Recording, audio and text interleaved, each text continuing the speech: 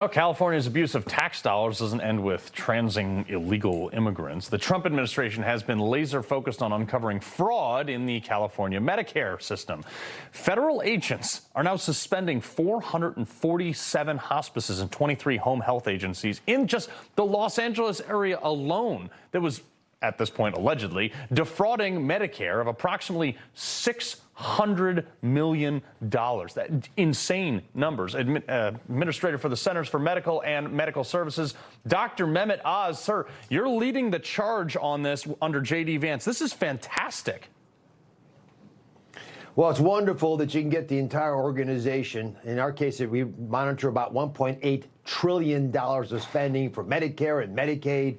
All these wonderful programs that are the social safety net of the nation have been abused, and especially over the last administration's tenure, when folks in the agency were told, don't worry about fraud, just enroll more people. We now have everybody focused. I spoke to all of the inspector generals today. J.D. Vance is a spectacular leader with his team running this as fraud task force. We've now been able to unleash some of the tools, some of the weapons that Medicare and Medicaid have. And in the case of hospice, just to your point, we have suspended payments to all these hospices. Carl, do you know how many have complained to us about not getting paid? Probably zero. Yeah.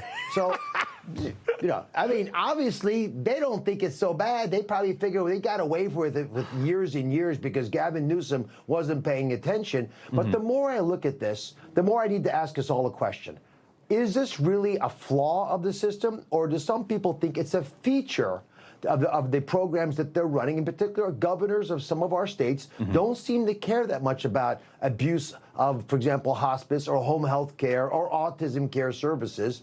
In the case of Los Angeles, 1/3 of all the hospices in the entire country are in Los Angeles. I mean, just how many people are dying there? Yeah, not that many people could be dying. They have nothing left.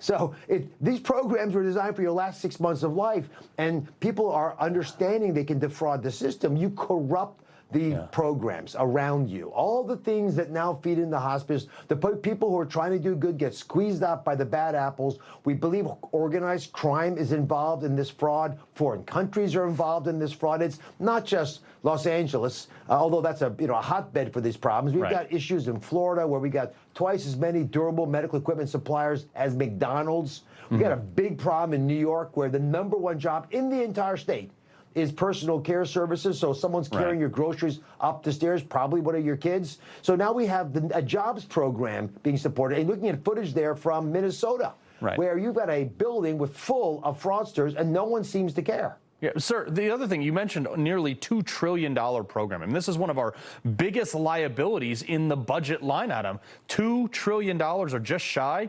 How much of that, in your experience, do you think is fraud?